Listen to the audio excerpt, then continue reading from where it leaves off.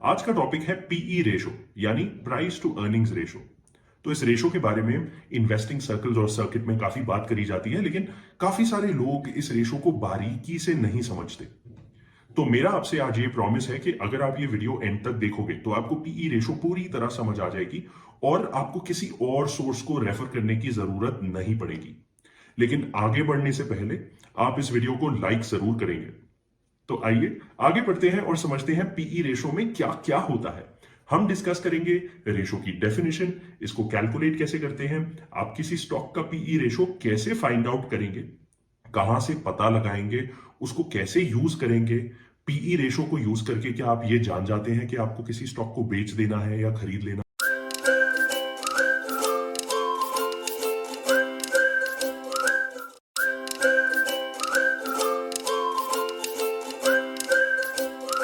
Price to earnings ratio, नाम से ही हमें थोड़ा तो इंडिकेशन लग जाता है कि इसका फॉर्मूला क्या होगा।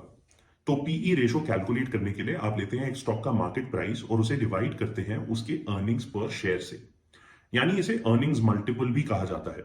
आप बेसिकली वैल्यू करने की कोशिश कर रहे हैं एक बिजनेस को on the basis of their earnings, capability and potential. तो कई लोग मानते हैं कि अगर किसी स्टॉक का पीई रेशो 20 से कम है तो वो अंडर वैल्यूड है, आपको खरीद लेना चाहिए।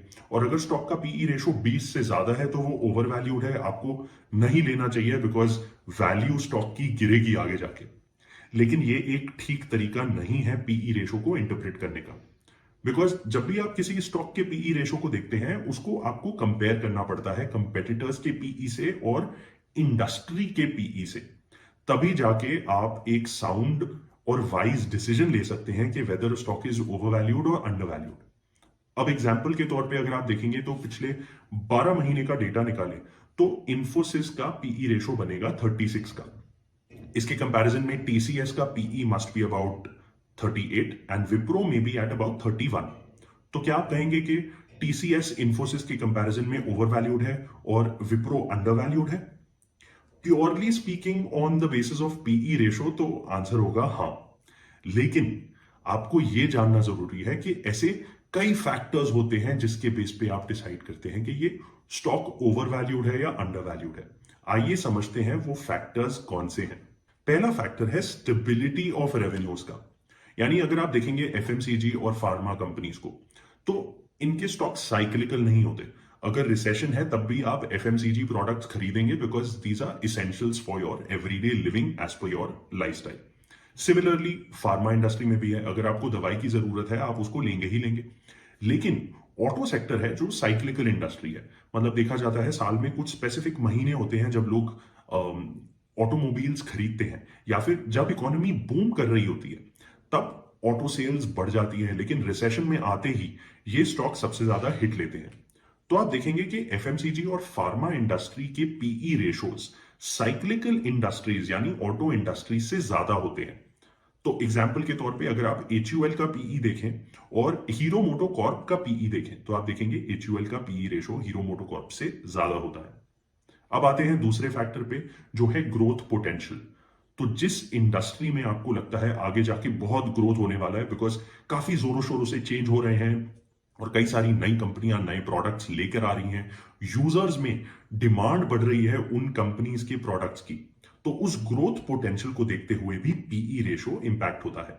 यानी जहां पे आप हायर ग्रोथ देखेंगे वहां पीई रेशो भी हायर होगी। उसके अलावा आ जाते हैं रिटर्न ऑन इक्विटी पे।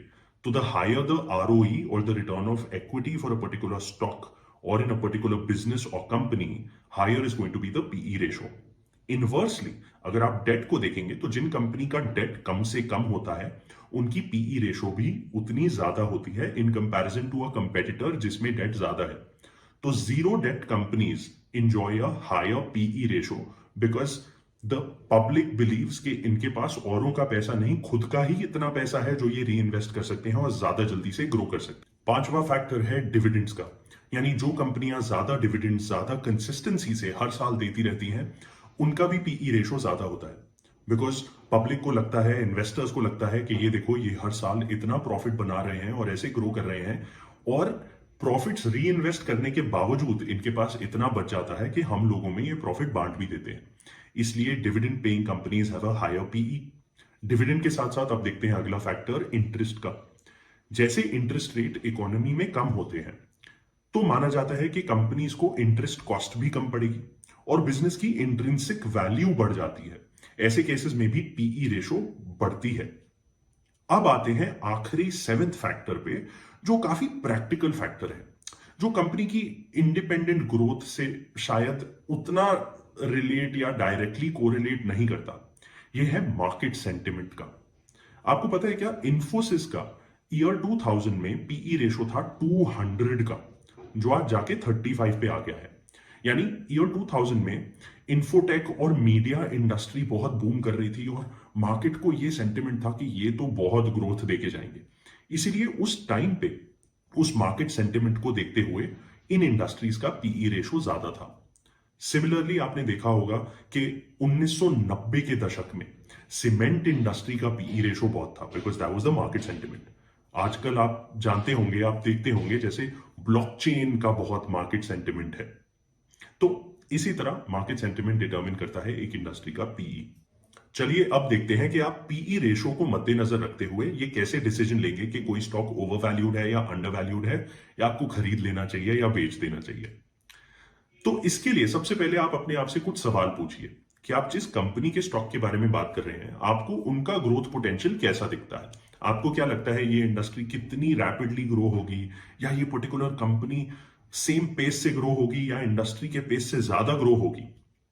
उसके बाद आप देखेंगे कि करंटली ऐसे कौन से रिस्क्स हैं जिसके बेस पे शायद ये कंपनी ग्रो ना कर पाए उसी रेट से जिस रेट से इंडस्ट्री ग्रो कर रही है। फिर आप ये डिटरमिन करेंगे कि बाकी सारे इन्वेस्टर्स या मार्केट इस स्टॉक को कैसे वैल्यू कर रहा है या इसका ग्रोथ पोटेंशियल कैसे देख रहा है। अगर आपको लगता है कि आपकी knowledge about a specific industry या आपकी स्टडी के बेस पे इस इंडस्ट्री या कंपनी की ग्रोथ तो ज्यादा होनी चाहिए जो शायद बाकी इन्वेस्टर्स को नहीं दिख रही, तो आप उस स्टॉक को खरीद लीजिए, बिकॉज आपके हिसाब से वो स्टॉक अंडर वैल्यूड है। और अगर आपको लगता है कि नहीं, ग्रोथ का पोटेंशियल नहीं है, तो आप उस स्टॉक को बेचने का सोच सकते हैं। यह डिसीजन आसान बनाने के लिए हम पीई रेशो को समझते हैं इन्वेस्टमेंट होराइजन के कॉन्टेक्स्ट में। यानी अगर आप इन्वेस्ट करना चाह रहे हैं अगले 2 से 3 साल के इन्वेस्टमेंट होराइजन में, तो आप ये देखेंगे कि पिछले 10 साल का अगर मीन पीई निकालें, उस पीई रेशो से अगर आपका current PE ratio of that stock is lesser than the mean of the past 10 years, then possibly it's an undervalued stock और आप उसमें पैसा लगा सकते हैं। लेकिन अगर आपका इन्वेस्टमेंट होराइजन है 5 साल से ज्यादा का, तो मैं कहूंगा कि आप किसी स्टॉक में तब तक ही इन्वेस्टेड रहिए जब तक आपको लगता है कि इसमें ग्रोथ पोटेंशियल है। जहां आपको लगे कि इस इंडस्ट्री या इस पर्टिकुलर कंपनी में ग्रोथ पोटेंशियल कम हो गया है या हट गया है, that may possibly be a time for you to exit from that investment. और अगर आपको लगता है ये सारे डिसीजंस बहुत कॉम्प्लिकेटेड हैं और आप एक एक्सपर्ट नहीं है बताने के लिए कि ये पीई ओवर वैल्यूड है, अंडर वैल्यूड है, ठीक है, नहीं है, तो आपके लिए बेस्ट ऑप्शन रहेगा कि आप उस स्टॉक में एसआईपी रूट की तरह से इन्वेस्ट करते हैं। यानी सिस्टमैटिक इन्वेस्टमेंट प्लान, हर महीने पर्टिकुलर अमाउंट आप उस स्टॉक में लगा दें। इस बेस पे आपको रुपी कॉस्ट एवरेजिंग का बेनिफिट मिल जाता है। क्या आपको किसी भी स्टॉक का पीई मैनुअली कैलकुलेट करना पड़ता है? जी नहीं, आजकल काफी सारे स्क्रीनर्स हैं, एप्स हैं, जहां पे आप पीई रेशो किसी भी स्टॉक का देख सकते हैं। अब अगर मैं पूरी डिस्कशन को समराइज करूं, तो पीई रेशो से हमें कंपनी की वैल्यूएशन पता लगती है बेसिस देयर अर्निंग्स पोटेंशियल। अब पीई ज्यादा होगा अगर अर्निंग्स ग्रोथ ज्यादा होगी, अर्निंग ज्यादा होगी और अर्निंग की स्टेबिलिटी ज्यादा होगी। मैं आशा करता हूं इस वीडियो के द्वारा आपको पीई रेशो के बारे में सब कुछ समझ आ गया होगा। अब ये जान लीजिए कि हमारा पर्पस इधर ये नहीं है आपको बताना कि कौन से स्टॉक को खरीदना है या कौन से स्टॉक को बेचना है। The idea here is to educate you, ताकि आप एजुकेट होके खुद एक इन्फॉर्म्ड डिसीजन ले पाए over a long period of time during your entire investment journey.